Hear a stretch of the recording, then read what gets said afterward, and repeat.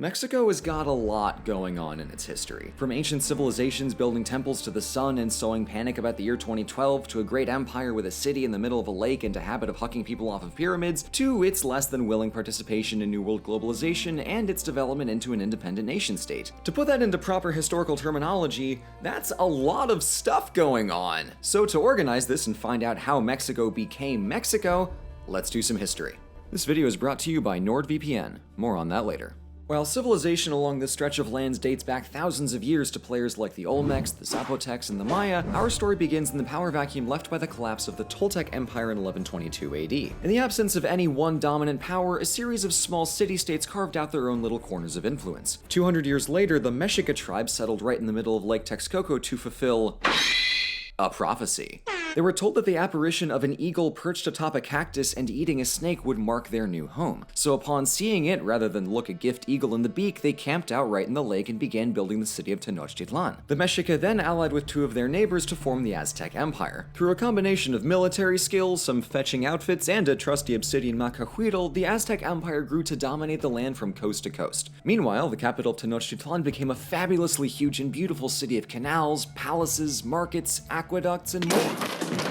¿Dónde está El Dorado? And then the conquistadors showed up. Some 30 years after Columbus accidentally wandered into the Caribbean, Spain was in full-on empire mode. Though there wasn't a great deal to be found in the Antilles, some scouts brought word that there was a shiny big civilization to sack on the mainland to the west. So one enterprising gentleman by the name of Hernán Cortés defied the crown's orders and hopped over to the mainland in 1519 with some 500 fellow conquistadors, the absolute greediest and nastiest brutes that Renaissance Spain had to offer. While the numbers game wasn't strictly in Spain's favor, they had steel swords and armor that made the obsidian blades and wooden shields look like paper mache. Now, the Aztecs, being a conquering empire, had made a series of enemies like their neighbors the Tlaxcalans, who were all too thrilled to offer thousands of warriors for Cortez's army. But perhaps the most deadly ally that Spain had in this fight was smallpox, which, among other European diseases, killed anywhere from half to 90% of the native Mesoamerican population. After Cortez kidnapped King Moctezuma, dodged an arrest attempt from his commanding officer, and ordered his ships to be burned to ensure there was no possibility of retreat, the conquistadors captured Tenochtitlan in 1521 after several battles and a long siege, and fully eradicated the Aztec Empire. And now with all that icky pagan nonsense out of the way, Spain's got itself a brand new Spain. Step one was to stop Cortez from acting like a de facto monarch, because why would he exercise restraint now? Back in Spain, King Charles V created a series of advisory boards to attempt to rein in Cortez, but when that didn't work, Charles just stripped him of his powers and established the Viceroyalty of New Spain in 1535. Step two was building up a new capital on the site of Tenochtitlan, which was newly renamed after the old tenants of the Aztec Mexica tribe, which is where we get the name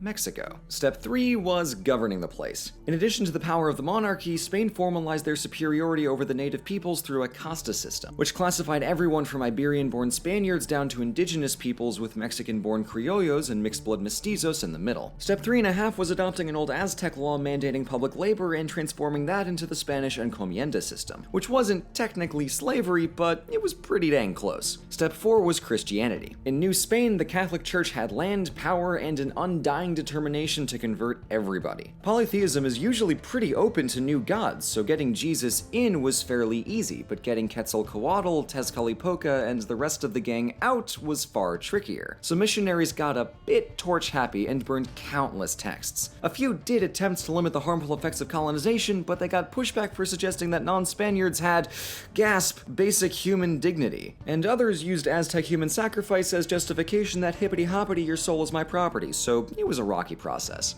The Aztec heartland quickly became the new urban core, with spots like Mexico City and Guadalajara inland and Veracruz and Acapulco on the coasts, but cities were soon going up all over New Spain. Though, as this is colonialism we're talking about, the real aim was to bring resources and wealth back to Iberia, and that came in the form of food and silver. While some Spaniards were still hunting for El Dorado, and surprising nobody but themselves, failing horribly, silver became the dominant metal export. And the old world soon got to taste cocoa, chilies, corn, and tomatoes, which which boosted and also stabilized the European food supply. The problem for Spain was that they didn't really have all that great a grasp on macroeconomics, so they overinflated their economy and squandered their money on losing wars. Spanish power swiftly dimmed, and France and Britain soon got to flexing their might in the New World. And at the end of the 18th century, Mexico fought alongside America during their War of Independence, and the Mexican soldiers who were there took some notes to bring home. At the turn of the 1800s, Mexicans were fed up with the casta system and its favoritism of Spanish-born peninsulares. And with the success of recent American and Haitian revolutions, Mexico was willing to give it a go themselves. On September 16th of 1810, a Criollo priest named Miguel Hidalgo took advantage of Spain's current kinglessness to give the cry of Dolores and begin the War of Independence, which he lost, but his idea lasted. The revolution went on in fits and starts for the next decade with some constitutions, but not a lot of independence. The problem was that nobody could agree on what they wanted out of the revolution. Independence, a republic, equal rights, all three? Depends on who you asked. But the turning point came in 1820 when Spain, now re-kinged after the Napoleonic nonsense, got a newly liberalized constitution. The higher classes feared that an exportation of those liberal ideas to Mexico would mean the end of their extremely cushy socioeconomic status. So a general in the Spanish army by the name of Agustín de Iturbide flipped and teamed up with the revolutionary leader Vicente Guerrero to hash out some compromises for a new independent government. These three guarantees of monarchy, egalitarianism, and Catholicism became the goals of the revolution. And when their combined armies marched on Mexico City, they had no trouble yeeting the Spanish loyalists right on out of there and forming an independent Mexican empire with Iturbide as emperor. So now Mexico's got independence, but what about that carefully crafted political compromise that kinda held this whole operation together?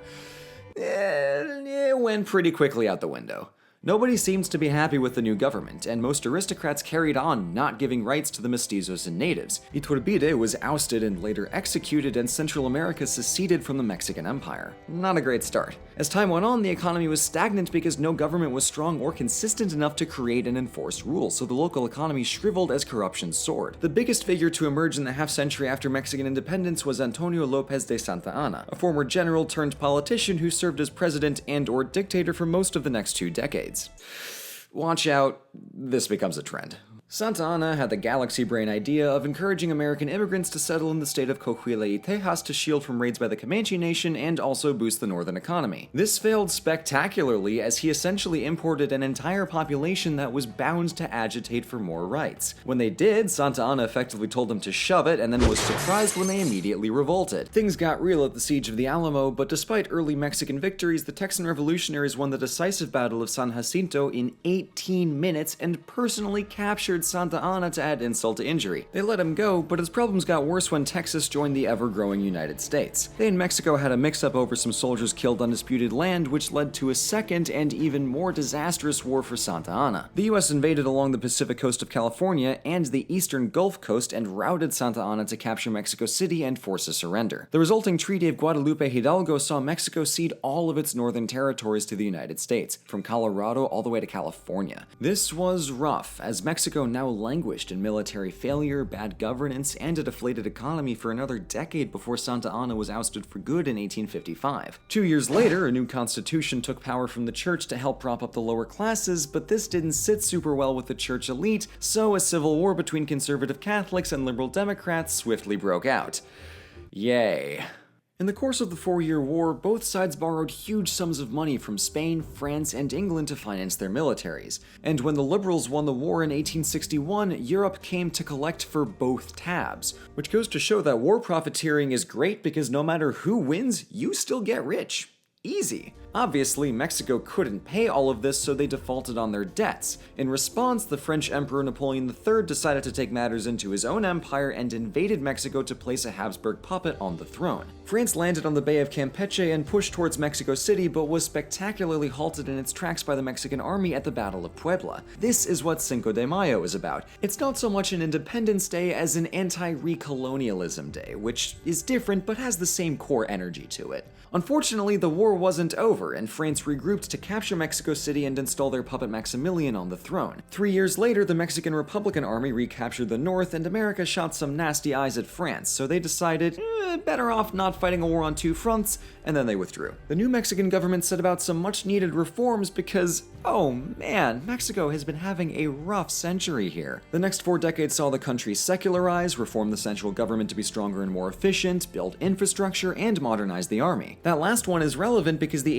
1980s through 1910s had another military strongman turned politician who rigged elections and manipulated the army to stay in power. After winning an especially controversial election in 1910, widespread revolts forced him to flee. But this revolution ran into trouble when the leaders failed to agree on a new government, so Mexico descended into a decade of open rebellion. The revolutionaries were defeated and a couple more military strongmen held the country, but things started looking up in the second half of the century, as Mexico's involvement in World War II kickstarted decades of economic progress that continues to this day. I wasn't lying when I said that Mexican history is busy, but it's also extremely complex, and the Mexican identity is one of the most fascinating and trickiest artifacts of this history. For instance, in the 80s there was a new statue of Cortez, his Nahua wife Malintzin, and their mestizo San Martin, which intended to celebrate the convergence of cultures, but instead it was met by fierce student protests who saw Cortez as a predator and Malintzin, or La Malinche, as a traitor to her Nahua people. The debate over this statue is a very recent microcosm of the beautiful harmonies and the stark contrasts that make up Mexico's history. A story that's deep,